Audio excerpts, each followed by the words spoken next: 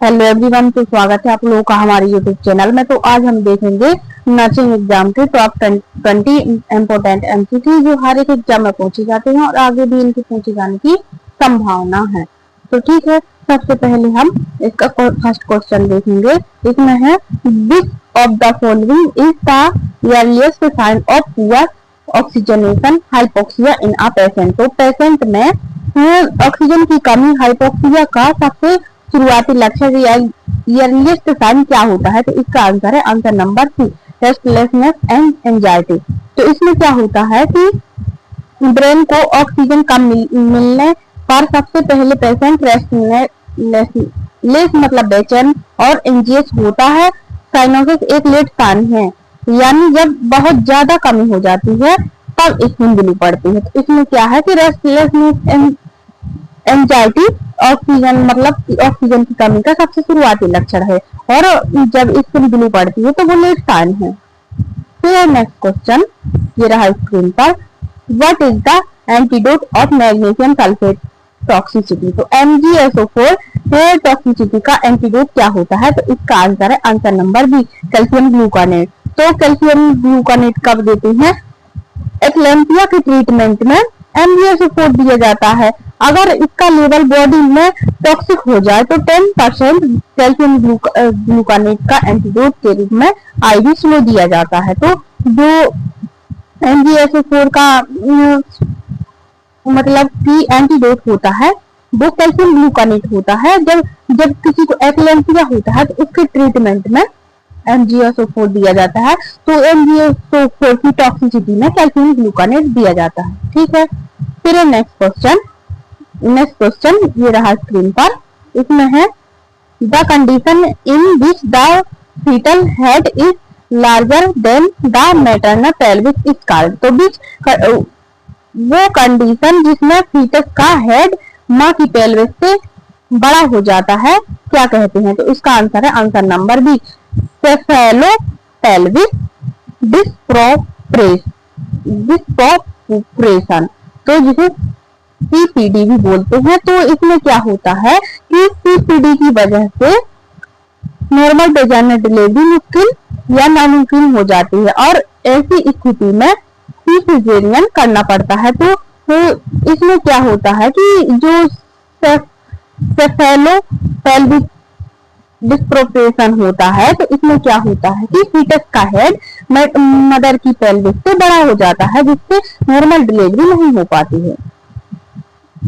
फिर है next question, Koplik spot are the characteristic diagnostic feature of this disease. तो Koplik spot किस बीमारी की एक मुख्य डायग्नोस्टिक लक्षण है? तो इसका आंसर है आंसर नंबर बी, मेजल्स, जिसे खसरा भी बोलते हैं। तो इसमें क्या होता है कि कॉप्लिक स्पॉट का डायग्नोसिस में कैसे पता चलता है कि इसको कॉप्लिक स्पॉट है मतलब कि मेजल्स है। तो इसमें कैसे पता चल जाता है? मेजल्स के रेस आने से पहले मतलब जब किसी को मेजल्स होता है उसके आने से पहले पेशेंट के मुंह के अंदर बोकल म्यूकोजा में छोटे छोटे सफेद नीले रंग के दाने दिखते हैं जिन्हें कॉप्लिक स्पॉट कहते हैं। तो जब किसी को मेजल्स होता है तो उसमें मेजल्स के रेसेस आने से पहले कॉप्लिक स्पॉट दिखने लगते हैं जो हमारी बोकल म्यूकोजा में सफेद और नीले रंग के दाने दिखते हैं। ठीक है, फिर है next question, which assessment scale is used to measure the depth of coma और लेवल ऑफ कॉन्शियसनेस। तो लेवल ऑफ कॉन्शियसनेस या कोमा की डेप्थ को नापने के लिए किस स्केल का यूज किया जाता है? तो इसका आंसर है आंसर नंबर सी, ग्लासको कोमा स्केल, जिसे GPS भी बोलते हैं। तो इसमें कॉन्शियसनेस लेवल ऑफ कॉन्शियसनेस को ग्लासको कोमा स्केल से नापते हैं। तो इसमें क्या है कि एक्सप्लेनेशन में ग्लासको कोमा स्केल का स्कोर 3 से 15 के बीच होता है। 3 सबसे खराब वीक कोमा होता है और 15 नॉर्मल कॉन्शियसनेस को दिखाता है। वेर्डन स्केल वेटशोर के लिए होता है। तो इसमें कंफ्यूजन होती है कि ग्लासको कोमा स्केल और वेर्डन स्केल। तो ये ग्लासको कोमा स्केल है जो लेवल ऑफ कॉन्शियसनेस के लिए होता है, वेर्डन स्केल होती है जो ये वेटशोर के नापने के लिए होती है। तो इसमें नॉर्मल अगर 15 है तो नॉर्मल है और अगर 3 है तो सबसे खराब है, और अगर 7 है तो ये मतलब कि बीच का स्कोर है। फिर है next question, what is the normal range of central venous pressure. तो सेंट्रल वेनस प्रेशर की नॉर्मल रेंज कितनी होती है? तो इसका आंसर है आंसर नंबर 8, 2 से 6 mm ऑफ Hg या 5 से 10 cm H2O। तो mmHg को आजकल cmH2O में भी ज्यादा पूछा जाता है, तो इसका ठिकाना नहीं देता कि कौन अगर हमने mmHg में याद किया और एग्जाम में cmH2O को पूछ लिया तो फिर कंफ्यूजन हो जाएगी, तो इसलिए दोनों रेंज याद रखना जरूरी है। तो सेंट्रल वेनस प्रेशर का नॉर्मल रेंज 2 से 6 mm ऑफ Hg होती है। तो सेंट्रल वेनस प्रेशर से हमें बॉडी फ्लूइड वॉल्यूम या हाइड्रेशन स्टेटस का पता चलता है। अगर सेंट्रल वेनस प्रेशर कम है तो फ्लूइड की कमी है, और ज्यादा है तो फ्लूइड ओवरलोड है। तो सेंट्रल वेनस प्रेशर से हमें टोटल बॉडी की फ्लूइड का पता चल जाता है।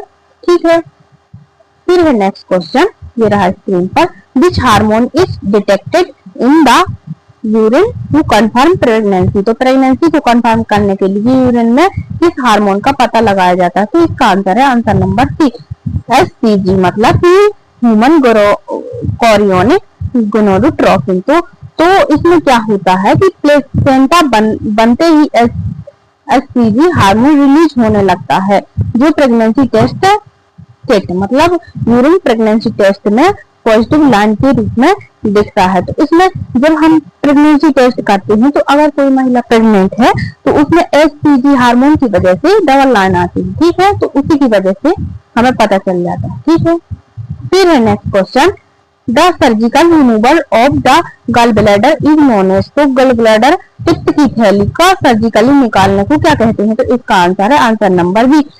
कोलिसिस्टोमी। तो गल ब्लैडर की मतलब कि निकाल सर्जरी को कोलिसिस्टोमी कहते हैं। तो इसमें क्या है कि गल ब्लैडर के स्टोन को कोलिथियासिस या इन्फ्लेमेशन होने पर कोलिसिस्टोमी सर्जरी की जाती है। तो मतलब कि ये है कि जब किसी भी गल ब्लैडर में स्टोन होती है तो उसे कोलिथियासिस बोला जाता है, और जब इन्फ्लेमेशन होता है तो उसे कोलिसिस्टोमी के द्वारा गल ब्लैडर को निकाल दिया जाता है। ठीक है, फिर next question, which position should be given to a patient immediately after a lumbar puncture, मतलब स्पाइनल टैप। तो लंबर पंचर स्पाइनल टैप के तुरंत बाद मरीज को कौन सी पोजीशन देनी चाहिए? तो लंबर पंचर के बाद मरीज को इसका आंसर है answer number B, flat supine या प्रोन या फिर फ्लैट विथआउट फ्लो। तो ज्यादातर फ्लैट सुपाइन पोजीशन दी जाती है। तो इसमें क्या होता है कि फ्लूइड लीकेज को रोकने और स्पाइनल हेडेक से बचने के लिए पेशेंट को लगभग 4 से 6 घंटे बिना तकिए के साथ सीधे लेटाना फ्लैट सुपाइन पोजीशन की सलाह दी जाती है। तो जब किसी का लंबर पंचर होता है तो मरीज को फ्लैट सुपाइन पोजीशन दी जाती है और 5 से 6 घंटे के लिए दी जाती है, ताकि वहां से लीकेज ना हो और स्पाइनल हेडेक ना हो। फिर है next question, what is the normal pulse rate of a newborn baby at birth. तो जन्म के समय एक न्यूबॉर्न बेबी की नॉर्मल पल्स रेट कितनी होती है? तो इसका आंसर है आंसर नंबर सी, 120 से 160 बीट पर मिनट। तो इसमें क्या है कि न्यूबॉर्न की हार्ट रेट अडल्ट से काफी तेज होती है, सोते समय ये 100 तक ड्रॉप हो सकती है और रोने पर 180 तक जा सकती है, पर एवरेज 120 से 160 होती है। तो अगर न्यूबॉर्न बेबी सो रहा है तो उसकी 110 तक मतलब कम हो सकती है, और अगर बेबी रो रहा है तो उसकी 180 तक जा सकती है, और एवरेज देखें तो हम 120 से ये 160 होती है, और नॉर्मल अगर हम देखें तो इसकी 140 ही होती है, 140 पल्स रेट नॉर्मल होती है। ठीक है, फिर है next question, deficiency of intrinsic factor in stomach decrease lead to which type of anaemia. तो स्टमक में इंट्रिंसिक फैक्टर की कमी से किस प्रकार का एनीमिया होता है? तो इसका आंसर है answer number B, pernicious anaemia. तो इंट्रिंसिक फैक्टर की कमी से पर्नीशियस एनीमिया होता है तो इसमें क्या होता है कि इंट्रिंसिक फैक्टर विटामिन B12 के एब्जॉर्प्शन के लिए जरूरी होता है। इसकी कमी से विटामिन B12 का एब्जॉर्प्शन नहीं होता है, जिससे पर्नीशियस एनीमिया हो जाता है। ठीक है, फिर है नेक्स्ट क्वेश्चन, ये रहा स्क्रीन पर। इसमें है what is the priority nursing action when a patient experience of blood transfusion reaction. तो ब्लड ट्रांसफ्यूजन रिएक्शन होने पर सबसे पहले प्रायोरिटी नर्सिंग एक्शन क्या होना चाहिए? तो इसका आंसर है answer number C, stop the transfusion immediately. तो अगर किसी को ब्लड ट्रांसफ्यूजन होता है तो किसी भी तरह के रिएक्शन, फीवर या चिल या रैशेस दिखते ही सबसे पहले ट्रांसफ्यूजन को स्टॉप करना है और नॉर्मल सलाइन चलाना है।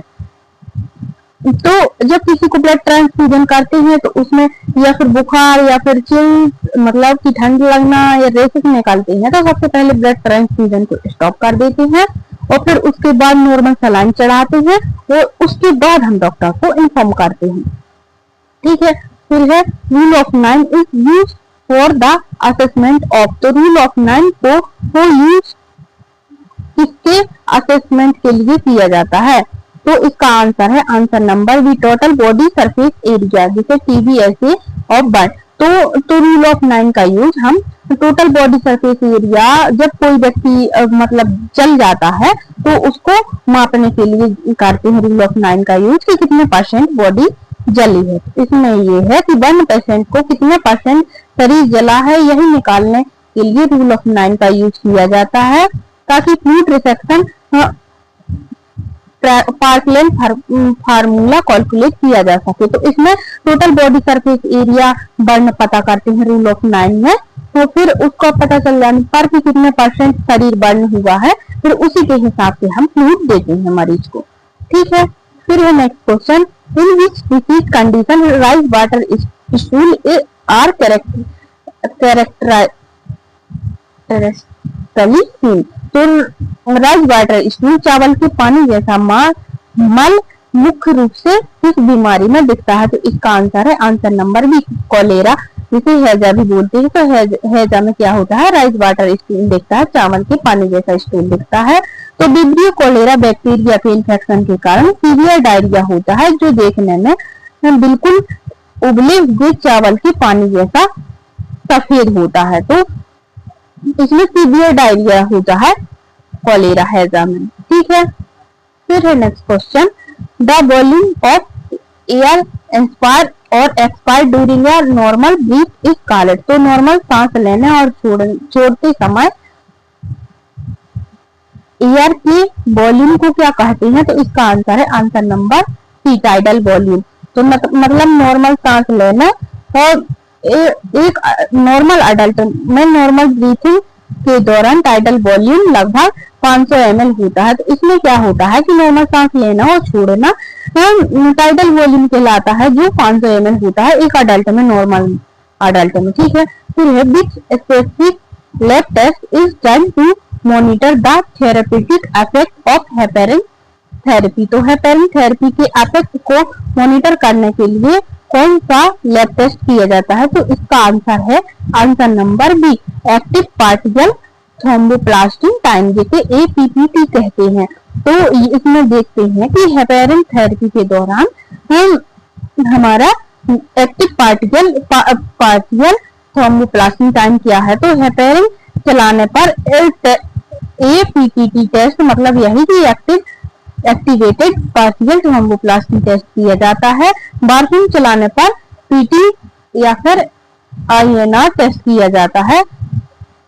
ये दोनों पॉइंट एग्जाम में बहुत आते हैं, तो मतलब इसमें बच्चे बहुत कंफ्यूज होते हैं कि हमारा हेपेरिन और वारफिन में, तो हेपेरिन में हम activated particle thromboplastin test time मतलब कि APTT देखते हैं, जबकि वारफिन में हम प्रोथ्रोम्बिन टाइम या फिर INR टेस्ट किया जाता है। ठीक है, फिर नेक्स्ट क्वेश्चन ये रहा स्क्रीन पर, what is the classical triad of symptom in diabetes mellitus. तो डायबिटीज मेलाइटस के 3 मुख्य क्लासिकल ट्रायड लक्षण कौन से हैं? तो इसका आंसर है answer number A, polyuria, polydipsia और पॉलीफेजिया। तो अगर किसी को डायबिटीज है तो उसमें ये तीन तीन चीजें याद रखना कि इसमें क्या है कि पॉलीयूरिया मतलब ज्यादा यूरिन आना, पॉलीडिप्सिया मतलब ज्यादा प्यास लगना, पॉलीफेजिया मतलब ज्यादा भूख लगना, ये डायबिटीज के 3P सिम्टम्स हैं। तो इसको 3P से हम याद रख सकते हैं, मतलब पॉलीयूरिया, पॉलीडिप्सिया, पॉलीफेजिया। फिर है next question, the normal chest compression depth for a adult during CPR। तो अडल्ट CPR के दौरान चेस्ट को कितने गहरी डेप्थ तक कंप्रेस करना चाहिए? तो इसका आंसर है answer number B, 2 to 2.4 inch, मतलब कि 5 से 6 सेंटीमीटर। तो इसमें क्या है कि AHA गाइडलाइंस के मुताबिक इफेक्टिव सर्कुलेशन के लिए चेस्ट को कम से कम 2 इंच और मैक्सिमम 2.5 इंच तक दबाना जरूरी होता है। तो CPR देते समय चेस्ट को 2 से 2.4 इंच तक दबाते हैं, ठीक है।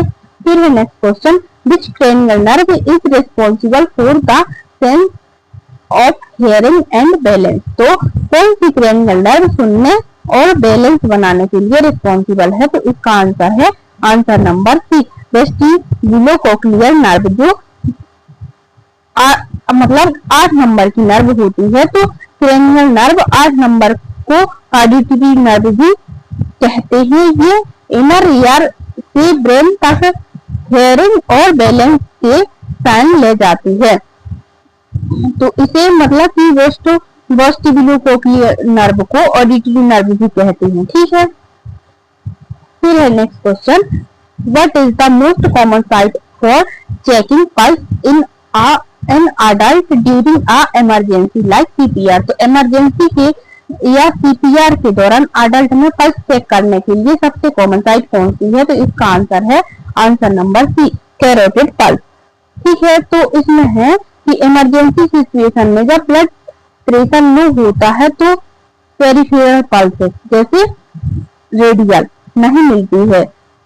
गर्दन में मौजूद कैरोटिड आर्टरी में पल्स सबसे क्लियर मिलती है। इन्फेंट में ब्रेकियल यूज करते हैं, ठीक है। और जो इन्फेंट के बाद चाइल्ड होते हैं उसमें फीमोरल करते हैं और अडल्ट में कैरोटिड पल्स देखते हैं इमरजेंसी के टाइम पर, ठीक है। तो ये थे हमारे 20 इंपोर्टेंट MCQ। आशा करती हूँ आपको वीडियो अच्छी लगी है। अगर वीडियो अच्छी लगी तो वीडियो को लाइक कीजिए, चैनल को सब्सक्राइब कीजिए ताकि अच्छी अच्छी वीडियो आती रहे। धन्यवाद।